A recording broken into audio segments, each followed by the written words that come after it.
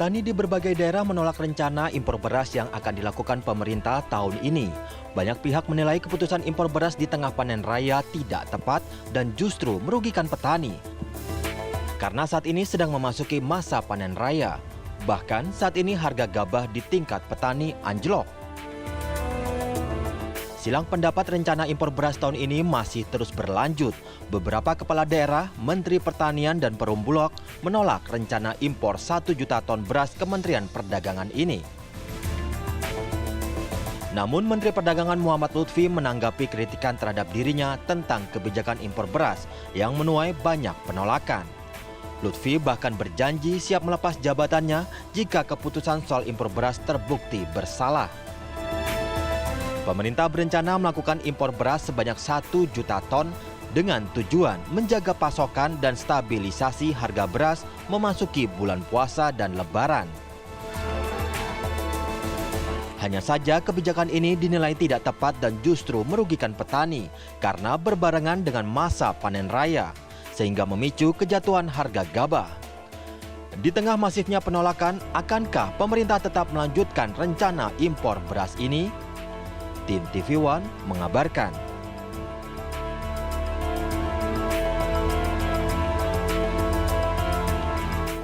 Ya, meski masih wacana, tapi kebijakan yang dikeluarkan oleh Menteri Perdagangan terkait wacana impor beras memang terus menuai polemik, pemirsa. Pertanyaan besarnya, sudah tepatkah kita mengambil langkah impor beras di tengah panen raya ataupun juga produktivitas beras Indonesia tidak pernah mengecewakan? Itu akan saya bahas di malam hari ini. Sudah tersambung dengan Bapak Bustanul Arifin, Guru Besar Ilmu Ekonomi Unila. Selamat malam Pak Arifin. Assalamualaikum. Waalaikumsalam, selamat malam. Dan juga telah terlihat dan tersambung dengan Gubernur Jawa Tengah Pak Ganjar Pranowo. Pak Ganjar, selamat malam. Ya, selamat malam Mbak Caca. Ya, sudah tersambung dan terlihat juga langsung dari Medan. Sudah ada Pak Henry Saragi, Ketua Umum Serikat Petani Indonesia. Selamat malam Pak Henry. Selamat malam. Ya, saya mungkin ke Pak Ganjar dulu. Pak Ganjar, kalau di pusat sudah mengeluarkan statement terkait menolak impor beras. Kalau Pak Ganjar untuk wilayah Jawa Tengah, mengingat Jawa Tengah merupakan provinsi salah satu yang terbesar juga ya Pak ya, produktivitas beras. Jikalau pemerintah tetap maju impor beras, setuju tidak? Saya tidak setuju, karena saya sudah komunikasi juga dengan Pak Menteri Perdagangan, Menteri Perekonomian, juga termasuk Menteri Pertanian begitu. Saya kira statementnya agak tidak tepat di waktu di mana kita lagi panen raya. Mungkin akan lebih baik saya usulkan bagaimana kalau yang kita bicarakan serapan gabah atau padi dari petani saja. Karena mereka hari ini membutuhkan itu. Maka momentum yang tidak pas inilah yang kemudian menimbulkan respon macam-macam. Karena hari ini harga gabah jatuh Mbak. Makanya mungkin kita akan lebih baik kalau Pak Menteri Perdagangan bicara menolong petani untuk membeli gabah. Gitu. Pak Ganjar, statement Pak Mendak terkait impor beras memang tidak fokus melihat kondisi petani, tapi karena ingin memenuhi iron stock atau stok bulog. Kalau di Jawa Tengah, stok beras di sana seperti apa? Kita masih cukup. Biasanya shortage itu terjadi di bulan November, Desember, Januari. Dan Januari artinya sudah lewat. Kemarin Januari kita minus, ada datanya Mbak, kalau kami pakai datanya BPS Mbak ya. Di Januari kita minus di 133.000 lebih dikit gitu. Terus kemudian Februari kita sudah surplus, Maret kita sudah surplus, bahkan Februari itu sekitar 732.300, Maret itu ada 779.663, dan diperkirakan April ini bisa, ya karena sekarang belum dihitung, kemungkinan ada peningkatan karena kita lagi panen raya. Maka kalau kita melihat potensi-potensinya adalah 1 sampai 1,5 juta ton kita surplus. Setidaknya itu pengalaman dari tahun-tahun sebelumnya juga begitu. Oke, sekarang saya ke Pak Arifin. Pak Arifin, masuk akal tidak alasan untuk impor beras untuk memenuhi stok di Bulog? Sementara di Jawa Tengah mereka surplus kok. Baik, terima kasih Mbak Caca. Kalau alasannya hanya untuk iron stock, pasti mungkin tidak wise ya. Tapi kalau alasannya pemerintah untuk menjaga-jaga kalau nanti pada saat harga naik musim kemarau, tapi tidak dikeluarkan ke pasar, saya masih bisa mengerti. Ya. Tapi tentu saja beras itu tidak datang hari ini, tidak datang 2 bulan setelah panen raya, karena itu yang akan mengganggu, tapi disimpan di dalam gudang Bulog. Tapi sebetulnya ini masih terlalu simpel argumennya, karena ada persoalan lain terhadap pengelolaan atau manajemen stok Bulog itu sendiri. Jadi yes or no-nya perlu ditambah. Yes kalau begini, no kalau begini. Menurut saya seperti itu yang saya jelaskan tadi. Kalau berdasarkan data, saya sampai sekarang masih ketua Forum Masyarakat Statistik, bahwa memang surplus beras nasional pada bulan ini memang cukup besar. Kalau bulan ini kami menghitung malah bisa sampai overall ya, bisa 5 juta ton ya. Kalau bulan depan tambah panen raya pasti lebih besar lagi. Carry over dari yang dulu itu dianggap bahaya, ini sangat mungkin, ini perkiraan saya.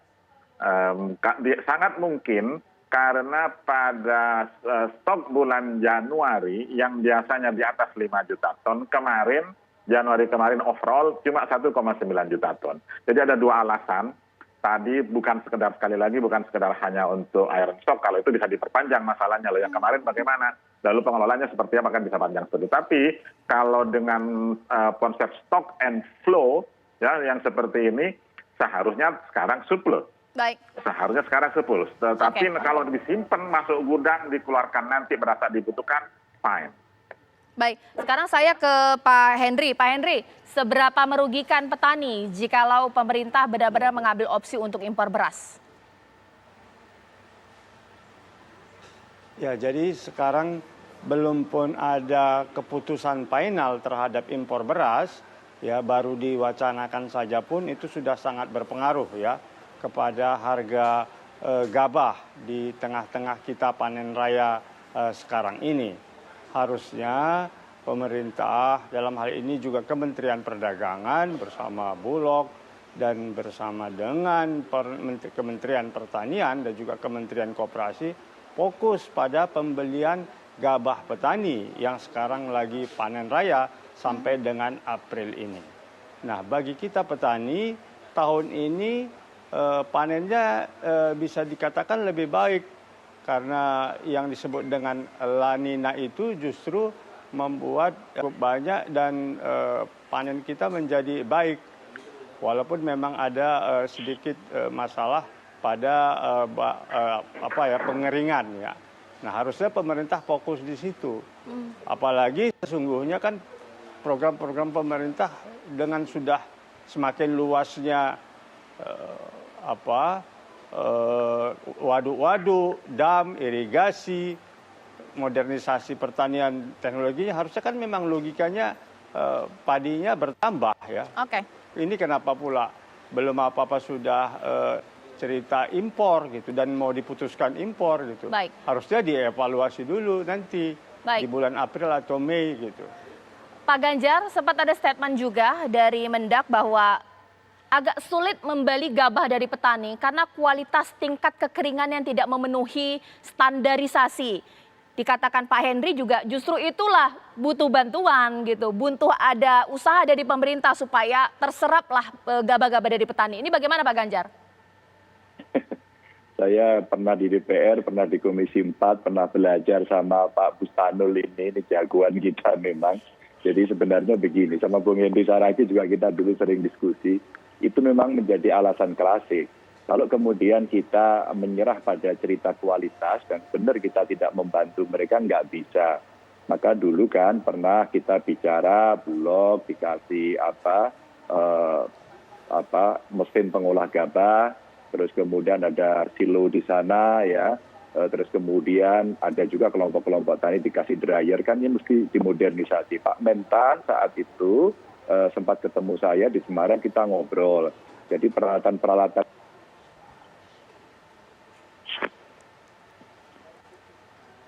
katakan selama masa panen ini diadakan tingkatkan kualitas, ya kita adakan.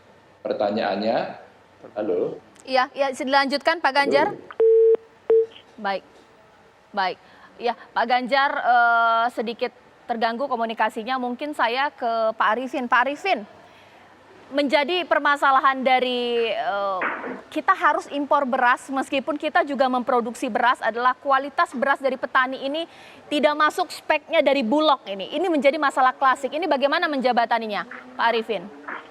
Mbak Caca, kalau itu alasannya kan sebetulnya mudah. Tinggal bagaimana dibantu, diperbaiki, ada program, ada dryer, ada pengeringan, bahkan kalau perlu dijamin supaya itu masuk. Tapi bukan itu sebetulnya, saya nggak menyatakan itu. Itu diskusi terlalu klasik kalau bahasa Pak Ganjar tadi. Jadi begini, dalam ekonomi itu ada yang disebut insentif dan psikologi. Bang Henry tadi benar, begitu ada rencana saja pedagang itu sudah saya nggak mau beli punyamu lah, saya nunggu impor. Itu yang psikologi dan insentif seperti itu yang harus kita jaga. Jangan sampai menciptakan insentif yang negatif. Satu, ya. Yang kedua, kalau memang alasannya tadi kualitas, justru program yang mengarah ke sana itu yang harus dikencengin gitu, diperbaiki, dan kalau perlu kasih bantuan atau kasih pinjaman lah kalau tidak bantuan. Karena problem begini, bahkan secara ini Pak Ganjar, secara substansi itu yang perlu dipikirkan itu definisi atau konteks stabilisasi itu seberapa. Kalau semuanya atas nama stabilisasi, kemudian tidak ada margin, orang malas dong bekerja di penggilingan. Itu sebetulnya yang harus kita ciptakan supaya penggilingan tetap menguntungkan dan tidak banyak penggilingan yang mati. Kalau mati nanti harganya jadi rendah lagi gitu kira-kira. Baik, terakhir Pak Henry, berapa kira-kira rincian atau mungkin rentangan kerugian yang bisa dicapai para petani jikalau memang impor beras ini dilakukan? Ya, sebenarnya dengan HPP yang sekarang 4.200 saja pun, ya itu bagi petani sebenarnya masih rugi, ya. Dan kenapa petani masih bekerja untuk ini, karena mereka jadi hitungannya bekerja. Tapi kalau pakai hitungan rugi dia masih rugi. Makanya sebenarnya kita mendesak pemerintah supaya HPP itu ditingkatkan, dirubah. Minimum harganya 4.500 ya.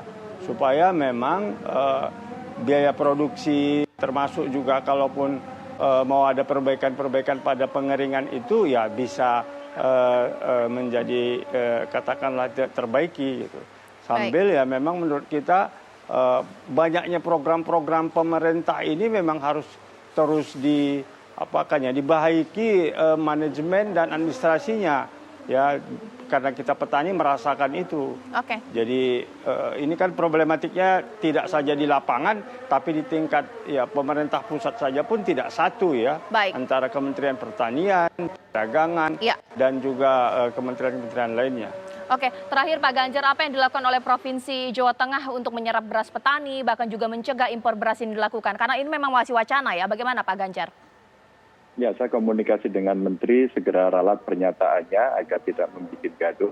Terus kemudian yang kedua, saatnya kita juga ada tanaman pendamping selain padi agar diversifikasi pangan jalan. Yang ketiga, kita komunikasi dengan Bulog, dan kemudian kita sudah menyiapkan serapan di masing-masing titik, bahkan di setiap kabupaten kota. Dan saya terima kasih sama Bulog, meskipun serapannya sekarang masih sekitar 10,9%.